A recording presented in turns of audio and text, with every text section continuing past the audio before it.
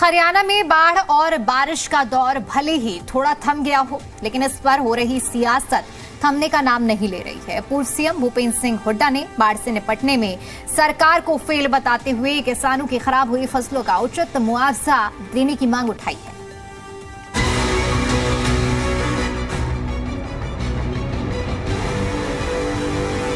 हरियाणा में बाढ़ पर सियासत का दौर लगातार जारी है। पूर्व मुख्यमंत्री भूपेंद्र सिंह हुड्डा ने एक बार फिर से नायब सैनी सरकार को कटघरे में खड़ा कर लिया है। हुड्डा ने कहा कि हरियाणा को बाढ़ग्रस्त राज्य घोषित किया जाना चाहिए था। भूपेंद्र हुड्डा के मुताबिक हरियाणा में 14 लाख एकड़ फसल पर बाढ़ के चलते पानी फिर चुका है। हुड्डा ने सरकार पर सवाल खड़ा करते हुए कहा कि हरियाणा में स्थिति नियंत्रण में नहीं है। प्रधानमंत्री मोदी से हरियाणा के बाढ़ग्रस्त इलाकों का दौरा करवाने में सरकार नाकाम साबित हुई है। उन्होंने कहा कि केंद्र सरकार को हरियाणा के लिए भी स्पेशल राहत पैकेज देना चाहिए।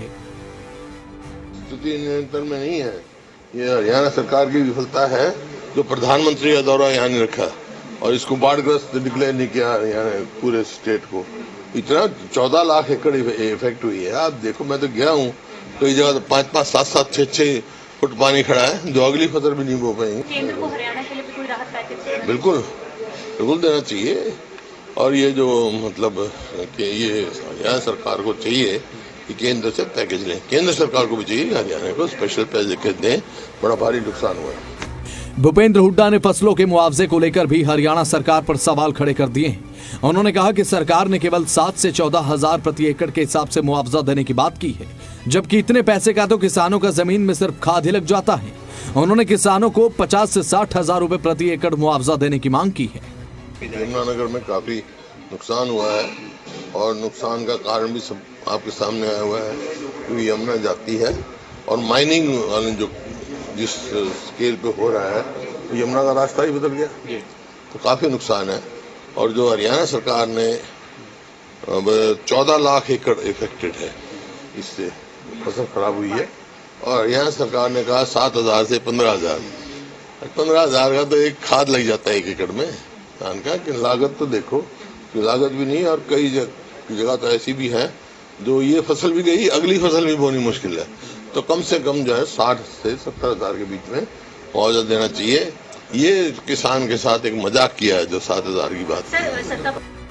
उधर कांग्रेस विधायक आफ्ताब अहमद और किसान नेता गुरनाम चढ़ूनी ने भी किसानों को 50,000 रुपए प्रति एकड़ मुआवजा देने की मांग उठाई है। कांग्रेस विधायक ने कहा कि हरियाणा में बाढ़ की वजह से भारी नुकसान हुआ है। प्रधानमंत्री नरेंद्र मोदी को पंजाब और हिमाचल के साथ साथ हरियाणा के भी बाढ़ प्रभावित इलाकों का दौरा करना चाहिए था। तो वहीं किसान नेता गुरनाम सिंह चढ़ूनी ने कहा कि उन्होंने मुख्यमंत्री नायब सिंह सैनी से मुलाकात की, उन्हें किसानों के हुए नुकसान की जानकारी भी दी है। चढ़ूनी ने कहा कि जिन किसानों को बाढ़ में नुकसान हुआ है, बाढ़ में नलकूप और मोटरें खराब हुई हैं, उन्हें 2 से 3 लाख रुपए मुआवजा मिलना चाहिए। प्रधानमंत्री जी पंजाब आए, हिमाचल आए,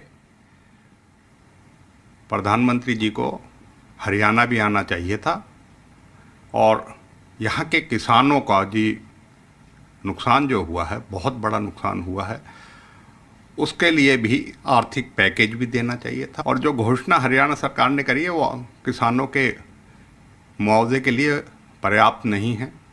7,000 से लेकर 15,000 तक का घोषणा। हम ये हरियाणा सरकार से मांग करते हैं कि किसानों को कम से कम 50,000 रुपये प्रति एकड़ का मुआवजा दिया जाना चाहिए।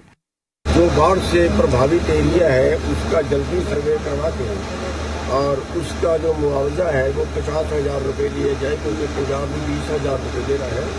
तो ये हमने 50,000 की मांग हरियाणा में रखी है, क्योंकि नुकसान 50,000 से भी ज़्यादा का है और कई जगह 2 बार का नुकसान है। और इसके खराबे में जो बाकी चीज़ें ली गई हैं उसमें जो बोर खराब हो गए वो नहीं लिए गए।